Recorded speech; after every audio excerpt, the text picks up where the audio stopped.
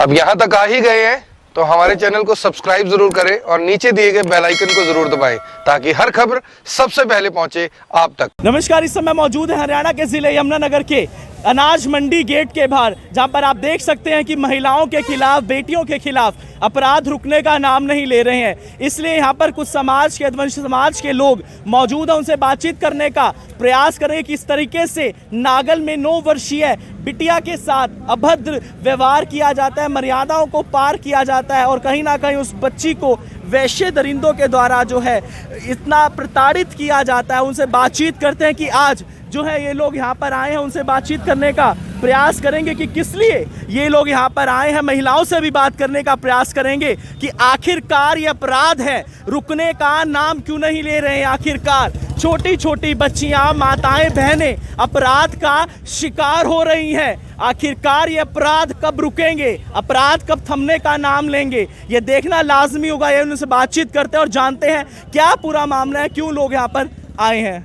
नमस्कार सर, क्या मामला है सर जो आज ये 1 अगस्त को दिल्ली के पास नागल गांव में एक दलित बच्ची शमशान घाट में एक वाटर कूलर लगा हुआ था, वहाँ पानी लेने गई थी।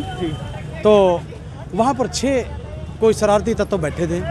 उन्होंने उस बच्ची को उठाकर उसके साथ पहले बलात्कार किया, फिर उस बच्ची को जलाकर मार दिया।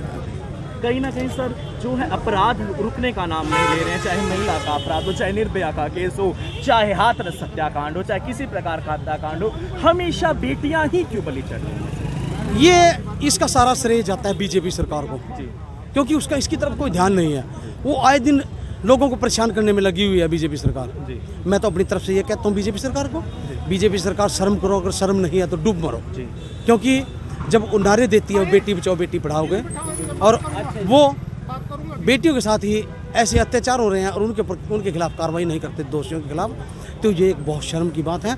और इससे बड़ी कोई घिनौनी हरकत हो नहीं सकती, क्योंकि बेटियां सबकी साझी होती हैं, बेटियां किसी अकेले की नहीं होती। सर ये ज़्यादातर ये देखा जा रहा है कि दलित समाज को ज़्यादा प्रताड़ित किया जा रहा है। आई थिंक आए दिन दलित समाज के साथ प्रताड़ना के नए नए मामले सामने आते हैं, चाहे बिटिया का बलात्कार हो, चाहे किसी युवा को मार दिया जाए, चाहे कहीं ना कहीं तमाम ऐसी चीज़ें सामने आती है। क्या कहना चाहेंगे? ये सरमाएदारों की सरकार है, ये बड़े बड़े रजवाड़ों की सरकार है। इनको पता है दलित की बेटी को मारोगे, दलित के बेटों को मारोगे तो आपका कुछ नहीं बिगड़ने वाला। लेकिन मैं आपके चैनल के माध्यम से एक बात कहना चाहता हूँ आज, कि हमारा समाज, मुस्लिम समाज, दलित समाज सब इकट्ठे हो चुके हैं। अब हम ऐसे अत्याचार नहीं सहन करेंगे।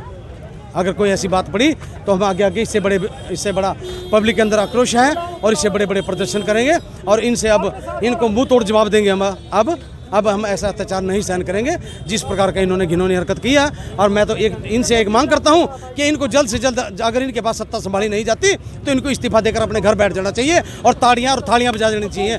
जो ये बजा कर कोरोना को भगा रहे हैं, कभी किस चीज़ को भगा रहे हैं, इनके पास कोई कानून नाम की तो कोई चीज़ नहीं रही है और ये उल्टा लोगों को फंसा रहे हैं और बहला फुसला कर लोगों को तंग कर रहे हैं। और रात के अंधेरे में दिन 12 बजे, रात को 1 बजे तेल का और पेट्रोल का, डीजल का और उनका अपना सरसों के तेल का और खाद्य सामग्री का रेट बढ़ा देते हैं, तो क्योंकि लोगों का ध्यान उसकी तरफ ना जाए और लोग पब्लिक हमारी दिन पर दिन तड़प तड़प कर मरती जा रही है। इसकी तरफ कोई ध्यान नहीं है।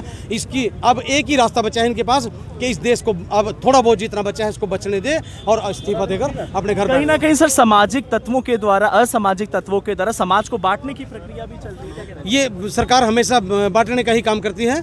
इसने हमेशा दलित फूट डालो राज करो वाली राजनीति अपना रहे हैं ये।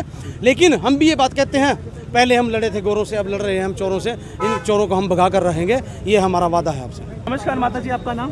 वीना पासवान। वीना जी, क्या कहना चाहेंगे जिस तरीके से दलित लड़कियां हो, चाहे कोई भी समाज की लड़कियां हो, अपराध रुकने का नाम नहीं ले रहे हैं। आए दिन बच्चियों के साथ, बेटियों के साथ, माताओं बहनों के साथ अपराध हो रहे हैं। आप भी एक महिला है, क्या कहना चाहेंगे? मैं तो यही कहना चाहती हूँ, जब से ये सरकार बनी है, बीजेपी सरकार आई है, जब से कहीं पर भी, किसी भी क्षेत्र में, कहीं पर भी कोई भी बहन बेटियां सुरक्षित है नहीं। ये तो झूठा वादा है, बेटी पढ़ाओ बेटी बचाओ। जब बेटियां ही नहीं बचेंगी तो आगे का होगा क्या?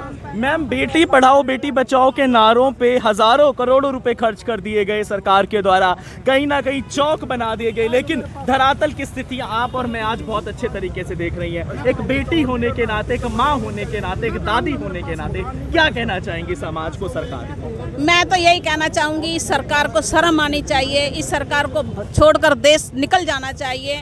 इन्होंने तो सभी बहन बेटियों को बर्बाद करके रख दिया, किसी को जिंदा जला दिया, किसी को कहीं कैसे कैसे अत्याचारों से रेप, इतना एक एक बच्ची के ऊपर 4-4, 5-5, 6-6 लोग, जो छोटी सी बच्ची है उनके ऊपर दरिंदे पड़ जाते हैं टूटकर। क्या उस बच्ची की दशा हुई होगी? इस मोदी को शर्म नहीं आ रही?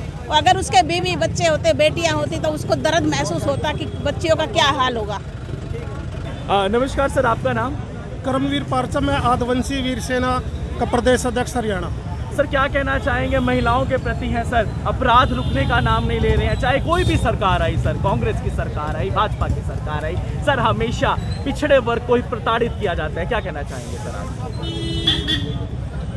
इस भारतीय जनता पार्टी की सरकार ने जी भारतवर्ष के अंदर जी लगातार हर रोज जी 6 से 8 अपराध दलित बच्चियों के साथ बलात्कार होते हैं। जी बड़े शर्म की बात है। जी अभी हाथरस केस की आग ठंडी नहीं हुई थी, जी उसी कड़ी में एक और अपराध को जोड़ते हुए जी शरारती तत्वों ने 1 अगस्त को दिल्ली के अंदर जो 9 वर्षीय बच्ची के साथ दर्दनाक घटना को अंजाम दिया है, इसकी हम पुरजोर निंदा करते हैं और हम सरकार से मांग करते हैं कि ऐसे शरारती तत्वों के खिलाफ एक ऐसा कानून लाया जाए ताकि आने वाले भविष्य में बेटी के साथ रेप करना या किसी घटना को अंजाम देने के लिए दूसरा आदमी की आत्मा कंपे।